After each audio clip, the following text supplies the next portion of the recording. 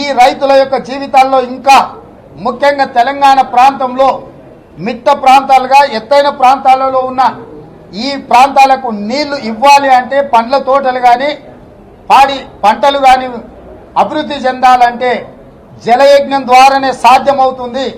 Lift ఇరిగేషన్ల ద్వారానే ఎత్తైన ప్రాంతంలో ఉన్న తెలంగాణకు తాగునీరును సాగునీరును అందించడానికి పేరు మీద 2 లక్షల కోట్ల రూపాయలు ఖర్చు పెట్టినా ఎకరాకు కూడా నీళ్లు ఇవ్వకుండా వేలాది కోట్ల రూపాయల కనక వర్షాన్ని మీ కుటుంబంలో మీ ఫామ్ హౌస్ లో కురిపించుకున్నారు. ఇవాళ ప్రాణహిత చేవెళ్ల పేరు మార్చి కాళేశ్వరం పేరు మీద, మల్లన్న సాగర్ పేరు మీద, కొండ పోచమ్మ పేరు మీద రకరకాల పేర్ల మీద మీరు దోపిడీకి పాల్పడుతున్న ప్రాజెక్టుల్ని 38,000 కోట్ల రూపాయలతో మేము ప్రారంభించే ప్రజలకు మేలు చేయాలనుకుంటే ఇవాళ 1,50,000 కోట్లకు ధరలు పెంచి ఇప్పటికి కూడా ప్రాజెక్టు పూర్తి చేయలేదు. 1,00,000 కోట్ల రూపాయల ఖర్చైనా ఎక్కడేసిన గొంగడి అక్కడనే ఉంది.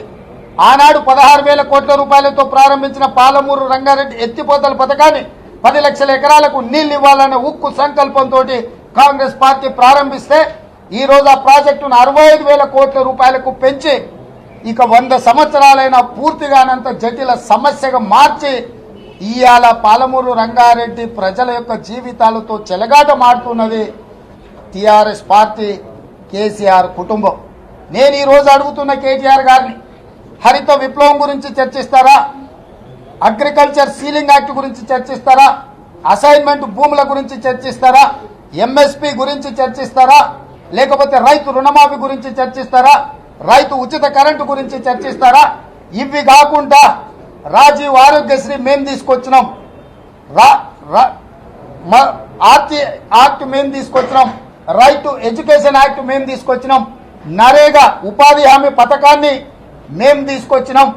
ఇలా చెప్పుకుంటూ పోతే 1884 సంవత్సరంలో బ్రిటిష్ ప్రభుత్వాలు తీసుకొచ్చిన భూసేకరణ చట్టాన్ని 120 సంవత్సరాల తర్వాత 2013లో 2013 భూసేకరణ చట్టాన్ని సవరించి భూమి పోయే నిర్వాసితులకే కాదు, గ్రామాలను నమ్ముకున్న కుల వృత్తులు చేతి వృత్తులకు సంబంధించిన పేదలకు, దళితులకు, గిరిజనులకు, బలహీన వర్గాలకు కుల వృత్తులు చేతి వృత్తుల మీద ఆధారపడి గ్రామంలో జీవిస్తున్న ప్రతి పౌరుడికి హక్కు కల్పించి ఇవాళ ప్రాజెక్టుల్లో నిర్వాసితులుగా మారుతున్న వాళ్ళని ఆదుకోవడానికి పకడ్బందీ చట్టాన్ని, భూసేకరణ 2013 చట్టాన్ని తీసుకొచ్చింది కాంగ్రెస్ పార్టీ. ఇవే కాదు, 60 సంవత్సరాల ఆకాంక్షతో కొట్లాడుతుంటే వేలాది మంది ప్రాణాలు తెగించి రోడ్లెక్కి పోరాటాలు చేస్తుంటే లక్షలాది మంది విద్యార్థులు సంవత్సరాల కొద్దీ తరగతులు బహిష్కరించి ప్రభుత్వ ఉద్యోగాలకు పోటీ పరీక్షలు రాయకుండా తెలంగాణ ఉద్యమంలో ఉంటే రాజకీయ ప్రయోజనాన్ని పక్కన పెట్టి ఆంధ్రప్రదేశ్లో చచ్చిపోయి తెలంగాణలో చావు బతుకుల మధ్యలో ఉండి కేంద్రంలో అధికారాన్ని కోల్పోయి మేము తెలంగాణ రాష్ట్రాన్ని ఏర్పాటు చేసినాం. కాంగ్రెస్ పార్టీ చరిత్ర గురించి ఇంకా నీకు తెలవాలంటే కేటీఆర్ గారు 1885 బ్రిటిషర్స్ చేతిలో బానిసలుగా బతుకుతున్న ఈ దేశ ప్రజల యొక్క బానిస సంఖ్యలను తెంపడానికి, స్వేచ్ఛా వాయువులను పీల్చుకోవడానికి, సర్వ స్వతంత్రంగా ఈ దేశాన్ని ఏలుకోవడానికి ఈ భూమి మీదనే ఎవరికి ఆలోచన కలిగినప్పుడు 1885లో కాంగ్రెస్ పార్టీని ప్రారంభించి ఈ దేశం నుంచి తెల్ల దొరలను పారద్రోలి అని చెప్పి కాంగ్రెస్ పార్టీ ఆలోచన చేసి కాంగ్రెస్ పార్టీని ప్రారంభించి 60 సంవత్సరాలు సుదీర్ఘంగా కొట్లాడి ఈ దేశానికి దాస్య శృంఖలాల నుంచి విముక్తి కలిగించింది కాంగ్రెస్ పార్టీ.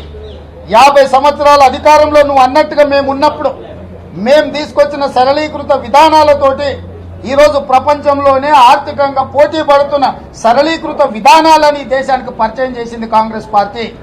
ఈరోజు అమలాపురం నుంచి అంతరిక్షం వరకు రాకెట్లను ప్రయోగించే పరిస్థితి, అనుప్రయోగాలు చేయడానికి అవసరమైన ఆయుధ సంపత్తిని సమకూర్చుకోవడానికి డిఫెన్స్ ఫ్యాక్టరీల నుంచి మొదలు పెడితే అన్ని రకాల ఫ్యాక్టరీలను ఈ దేశానికి, ఈ రాష్ట్రానికి, ముఖ్యంగా తెలంగాణ ప్రాంతంలో ఉన్న ఈరోజు డిఫెన్స్ ఫ్యాక్టరీలు కావచ్చు, ఆర్మీ వ్యవస్థను ఏర్పాటు చేసింది కాంగ్రెస్ పార్టీ. అంటే ఈ దేశానికి స్వతంత్రం ఇప్పించడంలో, ఈ దేశాన్ని కాపాడడంలో, ఈ దేశం యొక్క సార్వభౌమాధికారాన్ని ప్రపంచ దేశాల ముందు తలెత్తుకునే విధంగా ఈ దేశాన్ని ముందుకు నడిపించడంలో కాంగ్రెస్ పార్టీ అగ్రభాగాన నిలబడి అన్ని రకాల త్యాగాలు చేసింది. కేటీఆర్ గారు ఈ రోజు వచ్చిన తెలంగాణ రాష్ట్రంలో కేసీఆర్ గారు ముఖ్యమంత్రి అయిన, హరీష్ రావు గారు మంత్రి అయిన, కేటీఆర్ గారు మంత్రి అయిన, కవిత గారు ఎమ్మెల్సీ అయిన, ఎంపీ అయిన, సంతోష్ రావు గారు ఎంపీ అయిన, మీ చుట్టాలు ఎన్నో పదవులు అనుభవిస్తున్నారు. 100 ఎకరాల భూములు వచ్చినాయి, 1000 కోట్ల రూపాయల పెట్టుబడులు వచ్చినాయి, టీవీలు వచ్చినాయి, పేపర్లు వచ్చినాయి. అసలు ఒక దోపిడీదారుడికి ఎన్ని అవలక్షణాలు ఉండాలనో అన్ని అవలక్షణాలతో ఈ రాష్ట్రాన్ని మీరు ఆక్రమించుకొని మీ రాక్షసానందాన్ని తీర్చుకుంటున్నారు. కానీ గాంధీ కుటుంబం, కాంగ్రెస్ పార్టీ అధ్యక్షులు మహాత్మా గాంధీ గారి దేశం కోసం ప్రాణాలు ఇచ్చారు. శ్రీమతి ఇందిరాగాంధీ గారి దేశాన్ని సమగ్రంగా ఉంచడంలో తన చివరి రక్త పొట్టు వరకు ధారపోసింది.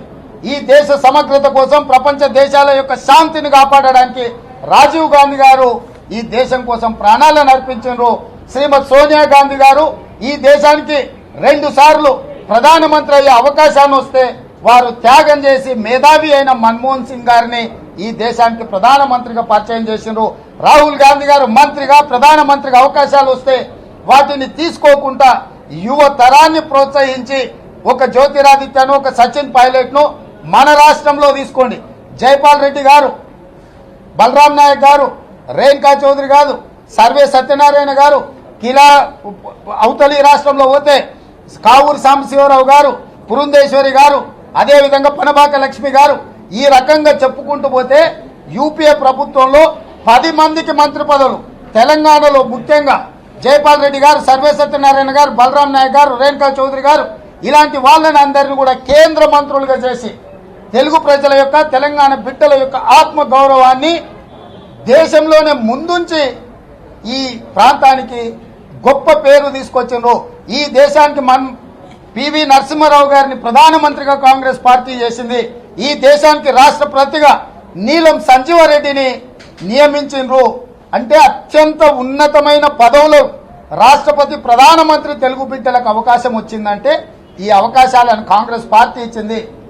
రాజీవ్ గాంధీ గారు ప్రధానమంత్రి తర్వాత కాంగ్రెస్ పార్టీ ఎన్నిసార్లు అధికారంలోకి వచ్చినా గాంధీ కుటుంబం ప్రధానమంత్రి, రాష్ట్రపతి పదవులు తీసుకోకుండా ఈ దేశంలో ఉన్న అత్యంత సామాన్యమైన కుటుంబం నుంచి వచ్చిన మేధావులను, చదువుకున్న వాళ్లను, దేశభక్తి కలిగిన వాళ్లను, పరిపాలనలో పట్టున్న వాళ్లను కేంద్ర మంత్రులుగా, ప్రధానమంత్రులుగా చేసిండ్రు తప్ప ఆ కుటుంబం పదవి తీసుకోలే. నేను ఇవాళ కేటీఆర్ని అడుగుతున్నా, నీకు అసలు కొంచెమన్నా సిగ్గుందా కేటీఆర్? నీకు గాంధీ కుటుంబానికి ఏమైనా పోలికుందా?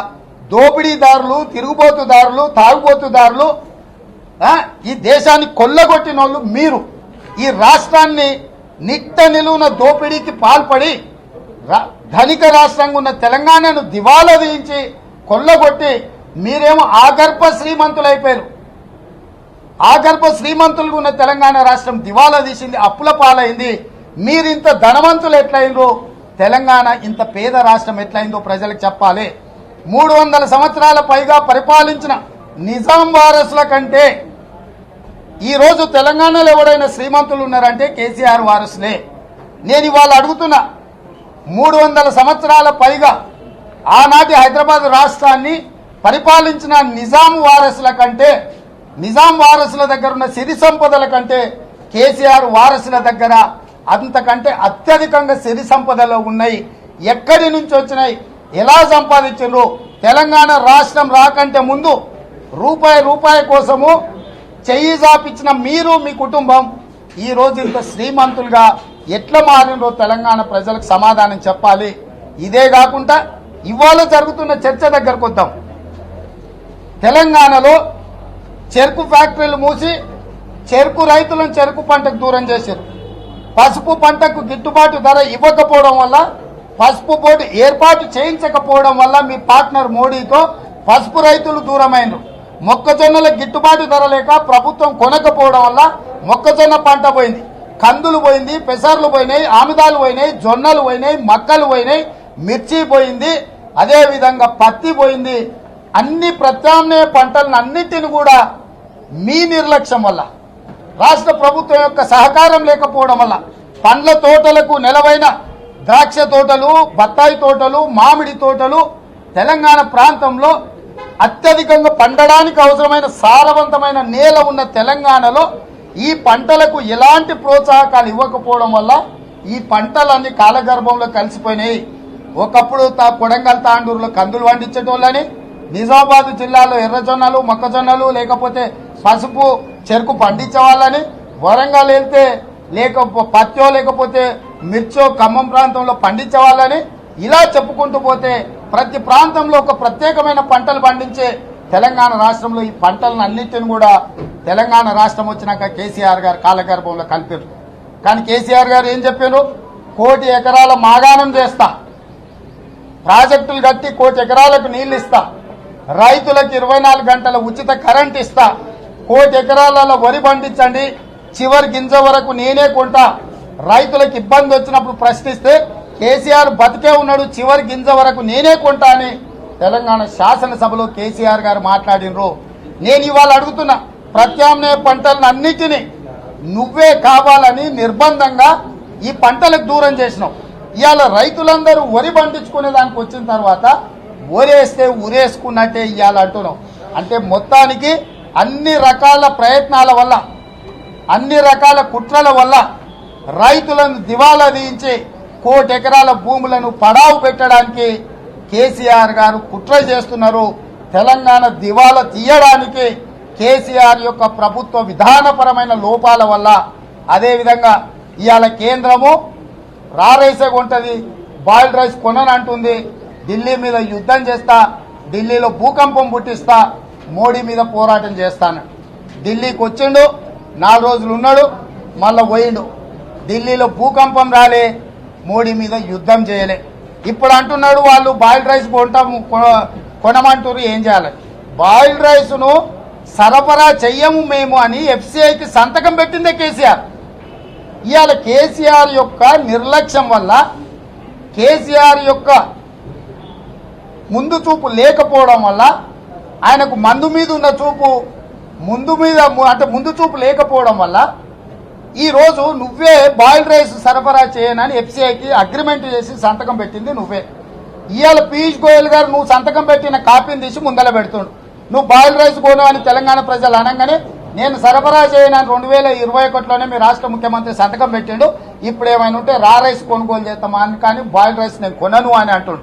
అంటే దీనికి కారణం, ఈ సమస్యకు మూలం, ఈ సమస్య జటిలం కావడానికి కేసీఆర్ గారు సంతకం పెట్టిన కేసీఆర్ ప్రభుత్వము, కేంద్ర ప్రభుత్వం మోడీ ప్రభుత్వంతో చేసుకున్న ఒప్పందమే ఈ రోజుల్లో రైతులకు ఉరిగా మారింది.